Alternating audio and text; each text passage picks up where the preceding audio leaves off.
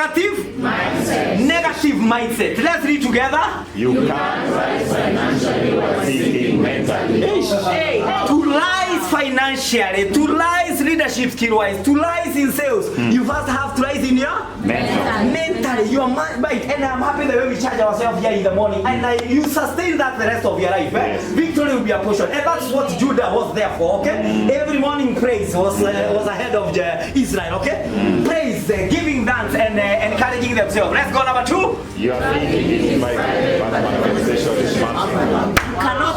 You cannot tell us you think positive, but the result is different. Okay, okay. No, in our village they say, look at that, matube, then you do kulitenyama. So what I was saying, yes, you cannot belch.